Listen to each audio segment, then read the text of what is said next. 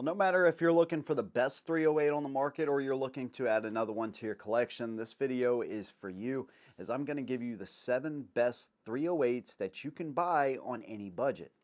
I'm going to cover some more low-end budget options, some more high-end options, and everywhere in between. So no matter what your actual budget is, there should be a gun on this list that can fit pretty much everyone. And so if you're looking for some of the best 308s out there, I put this video together because I want to be able to help you if you're maybe looking at just one rifle that could, complement what you do, long range shooting or competitions or any number of things. I want to make sure that I give everybody an option here on this list. And also, I'm pretty proud of it because the diversity of the guns in this list is pretty good. So you're not just going to get modern guns, you're not going to get just old school military guns, you're going to get a combination of everything in between. So I really tried to make sure I put together the best list that you can find here on YouTube. And so no matter if you agree or disagree, I'd love to hear your opinion after the video. Let me know what your favorite 308 rifle is. And of course, if you like what I do, consider subscribing. You could also join us on Patreon or join the channel right here and gain some pretty cool perks. Let's go ahead and get started. Now I'm going to start with an old school rifle just to kind of kick it off. And not only is it an old school rifle, it's one of the more controversial rifles out there, but still very well respected and used, even though it's in limited use today, and that is the M14 or the civilian version, the M1A. Now, taking you back to the 30s and 40s here really quick, the M1 Garand was one of the most sophisticated and best rifles that was seen during World War II in that time period because most every other country was using bolt-action rifles. While this, in comparison, uses an 8-round M-block clip. And so you could quickly pull the action to the back, load that M-block clip, make sure you get your thumb out of the way, and then let the action go forward, and you'd have 8 shots of 30-06 on tap and ready to go. But, once guns like the STG-44 and even the AK after the war kind of came out, there was a need to get away from semi-auto and go towards select fire. And of course, we had the M1 carbine, which was, again, semi-auto, but then we had the grease gun and the BAR. So they're like, hey, let's develop a rifle that will take the place of all 4 of those guns, and that's where the M14 came about. And of course, one of the biggest things that differentiates the M14, from the M1 Garand is its ability to use detachable box magazines and the fact that the M14 is select fire. Now, 1959 to 1970 is when this rifle served or was the standard issued rifle until the M16 took over.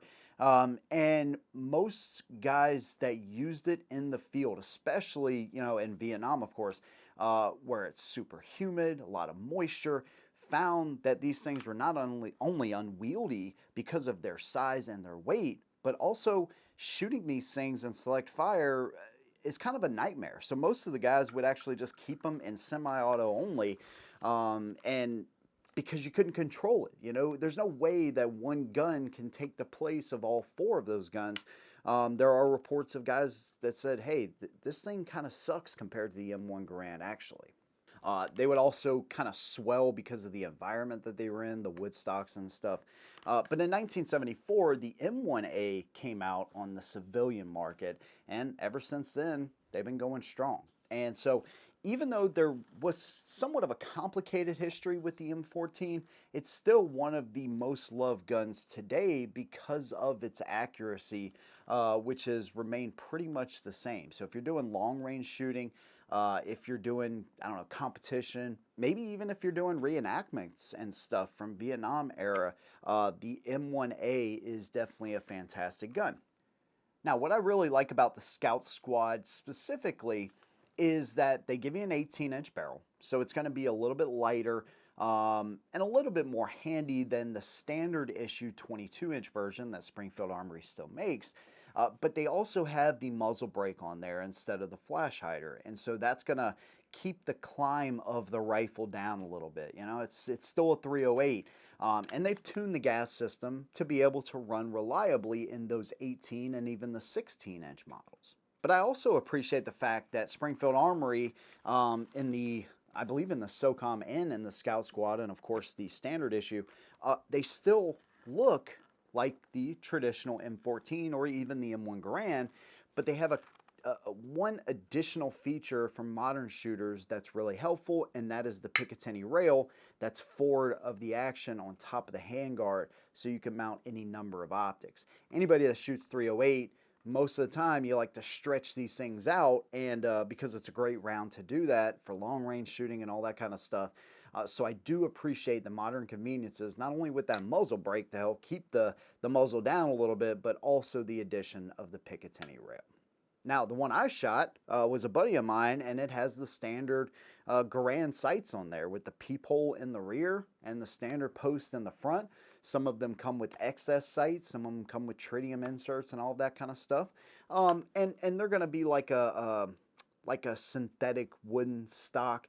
It's not like a real wood stock like what you see right here, but I do appreciate that it has the old school look with some modern conveniences. It's really hard to go wrong with the M1A, especially the Scout Squad model.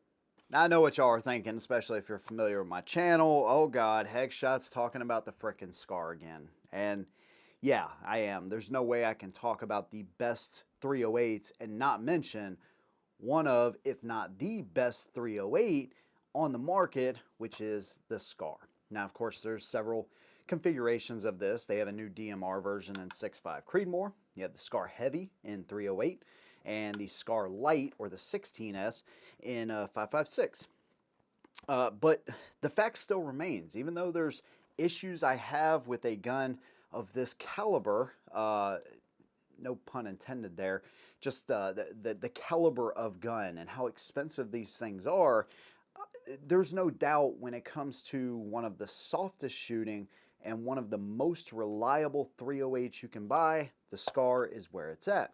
Now, interestingly, there's actually a gun on this list that I think might be better than the Scar, and comes in at around the same price, maybe a little bit cheaper actually in some cases. Like I said, if you want one of the best 308s, this is one you can buy. Now, of course, you have the 20S too. If you're doing more, even longer range shooting, you could go with that version. I think those came out in 2019.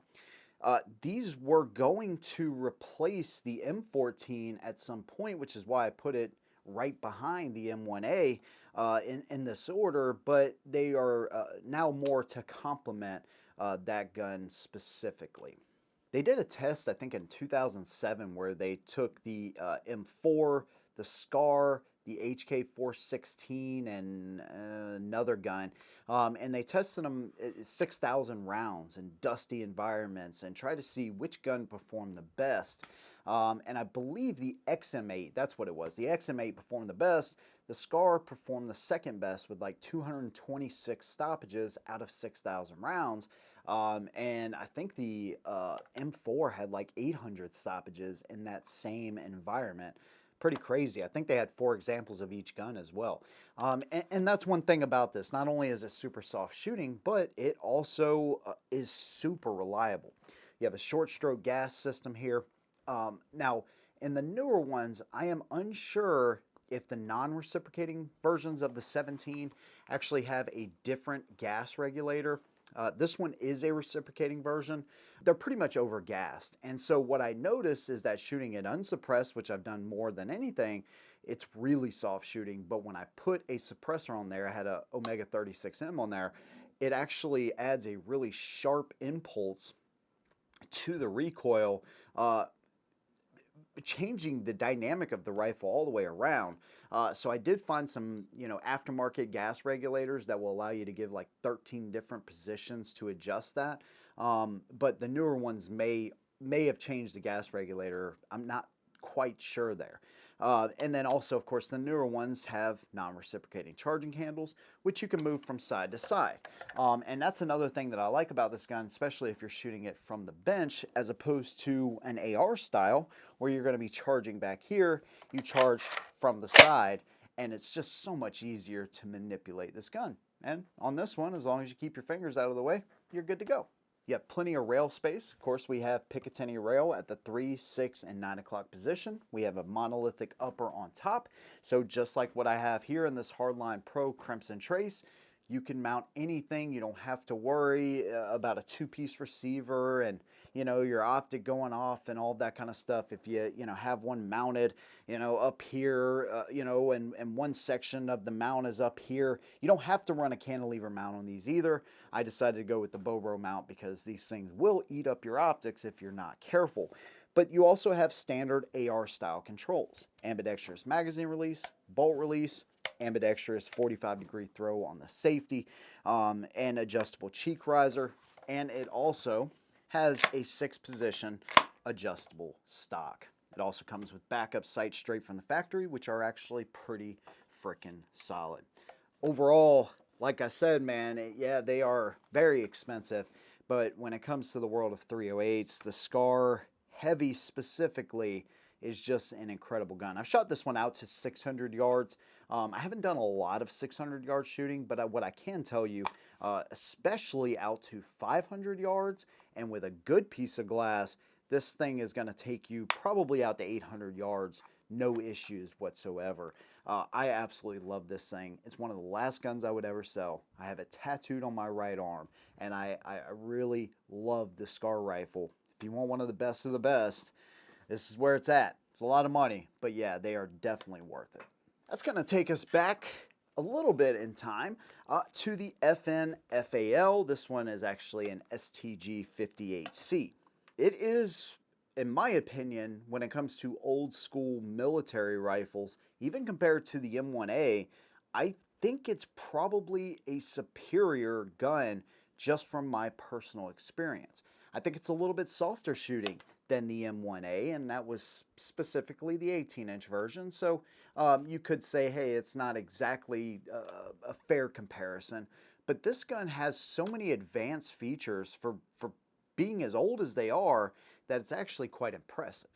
Now, the Bundesgrenzschutz, which was the federal border control in Germany, ended up adopting the G3, even though they were looking at the FAL, they ended up adopting the G3. But the Bundeswehr, the new West German army after World War II, ended up adopting the FN FAL. And so did like 70 other countries, which is why this gun is known as the right arm of the free world.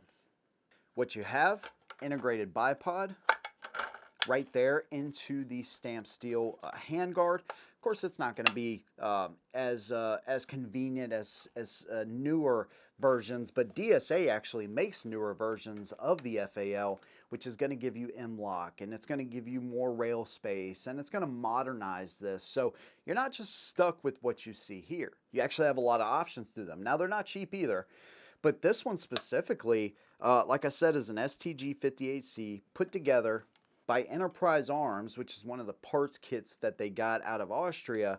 I picked this gun up for $750. I think maybe 800 bucks. No, it was 750 bucks. That's pretty freaking awesome, dude. And I will tell you one thing about the FNFAL. It too is super soft shooting, especially compared to the G3. And one thing that benefits to the softer shooting is the fact that we have like 13 different adjustments in the gas system. Not only is it easy to manipulate and just, set it to where you want to, but it's also super convenient and just pretty awesome. Another thing we have here, especially compared to the G3, is a better bolt location. It's more central to the rifle, and you can just easily work the gun no matter if you're from the bench or whatever. We have a bolt release, boom, right there, as opposed to the G3 where you got to reach way up here and pull it back. This is just a better gun in my opinion and way softer shooting. Of course, we got our safety selector right there. Overall, although they're not as common, maybe as some of these others that I'm going to show, you can still find them. I saw somebody actually in Allied Arms the other day brought in a sporterized Canadian version, which was really a shame considering how cool this rifle is. I don't like sporterized really anything, especially when you're talking about, old school guns like this. But anyways, I digress. We got a carrying handle right there. Overall, I've been really impressed with this gun. And like I said, you can find them on really good deals. I've heard of the Enterprise Arms being hit or miss as far as the reliability. I've had great success with mine so far. But again, DSA is one of the companies known for building really high quality FN FALs or STG-58Cs. Now let's talk about bullpups, and one of the more surprising guns on this list for me personally is the Kel-Tec RFB. Now again, if you're familiar with my channel, you know that I am not a huge fan of Kel-Tec, not at all. But I had a chance to shoot the RFB, and I gotta say, it is by far the best Kel-Tec that I have ever shot, and super innovative. Overall, I really like this thing. Now, of course, it being a bullpup, this is not that gun, by the way. This was another borrowed gun, but being a bullpup, it's going to have a very short overall profile, but it still retains an 18.25-inch barrel for, you know, maximum velocity and the ability to be accurate, which is what you want in a 308. It seems super robust as well from what I've seen. You have 4 pins that take the gun down. It's an interesting design. It has like a titanium coated bolt.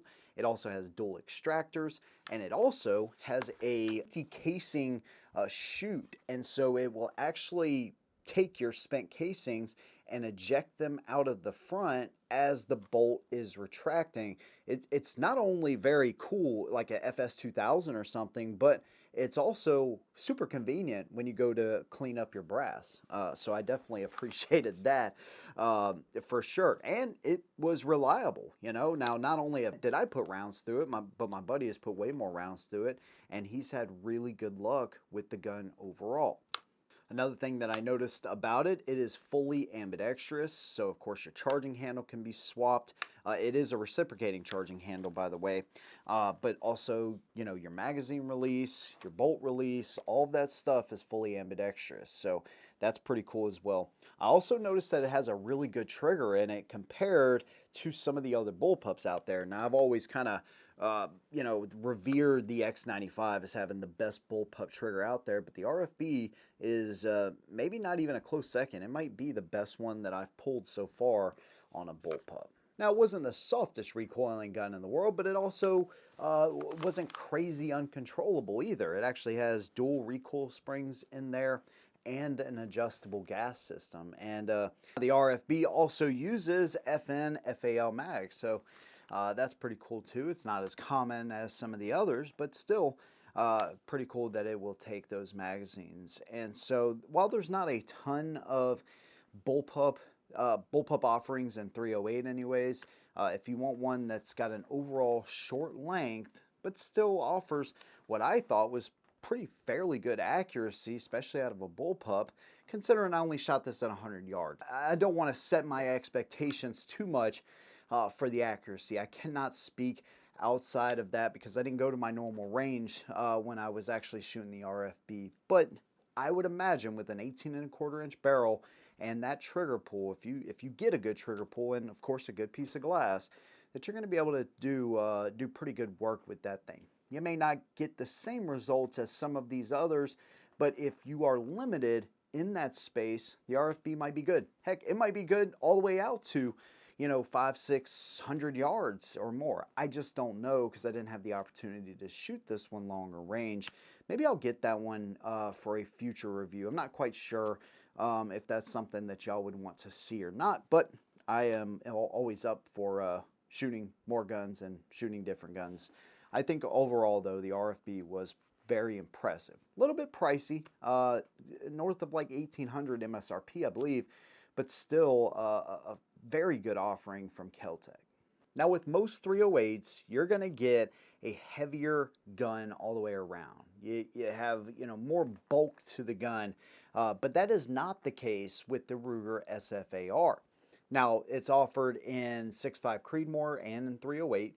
We have a 16.1-inch barrel on this version, and there's also an 18-inch version of the gun. And basically, the SFAR is a small frame auto-loading rifle, is what it stands for.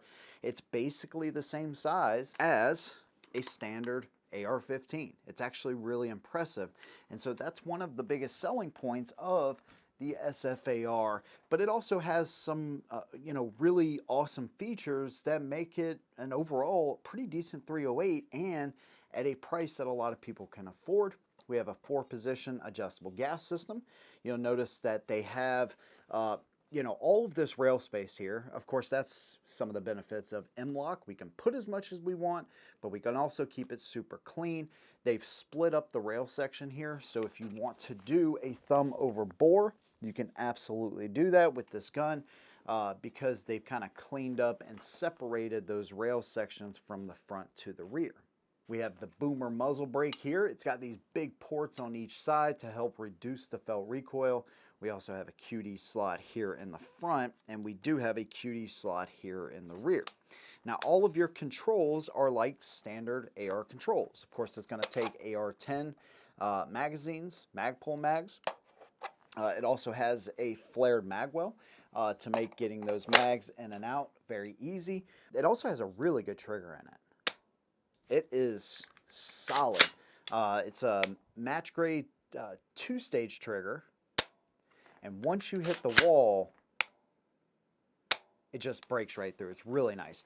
They also have venting here in the bolt, and I believe in the receiver, or the barrel extension, I should say, to help vent any kind of excess gas away from you. We have forward assist, we have a shell deflector, all standard AR-15 style stuff here. But still, if you're used to the AR, this might be a good option for you, again, considering the price. Comes with the Magpul adjustable stock right here. I think we're anywhere from 11 to like 14 inches like the pull adjustment, so that's pretty good. And then we have a Magpul grip. And then, of course, you can change a lot of the stuff on this gun because it's still an AR platform. So if you want to change, for instance, your handguard or your safety selector or trigger or anything like that, you can do all of that. And that's one of the beautiful parts about the AR platform. So if you're looking for one of the lightest weight 308 you can buy and at a good price, I think these come in at like 6.8 pounds. With nothing on them, of course. The Ruger SFAR is definitely an impressive piece, and I've seen them for under $1,000, which is pretty impressive as well. Now, since I still have the Ruger in my hand, there's no way I was going to do this video and not include the Ruger Precision Rifle. It has been years since I shot this gun, and I want to say it was one of the first 308s that I ever did, and so it kind of got me into long-range shooting. I think it was at the time when I got the M1 Garand, and I really started to get into rifles and learning all this stuff, and it still has an impact on me. And I saw one the other day, and I'm so glad I did. It was in Allied Arms, and it was one of the 22s, and those are pretty cool little 22s, one of the better 22s I think that's out there. And Ruger is known for giving customers like a high quality gun at a price that you can afford. Now, the MSRP on these are, upwards of $2,000. They're offered in 308, 6.5 Creedmoor, 300 Win Mag, 338 Lapua. So there's quite a few options there. But the Precision Rifle bolt action gun is just incredible. On that gun, you have a 15-inch free floated handguard, just very similar to what you see right here on the SFAR. Plenty of M-LOK slots, so you can attach whatever you want. 20-inch barrel, of course, and it is a cold hammer forged and chrome line barrel. Now, they also have their hybrid muzzle brake on the Ruger Precision Rifle to help keep some of that recoil and blast down. They also, when you come back to the rear on that gun, it has a 70-degree 3-lug bolt that can easily be changed as well. And that's one thing I noticed about that gun specifically is, when it started to heat up, sometimes the bolt would be kind of hard to move on it, but that was after extended shooting. I noticed more of an issue actually on the Ruger Precision 22 that I shot back then.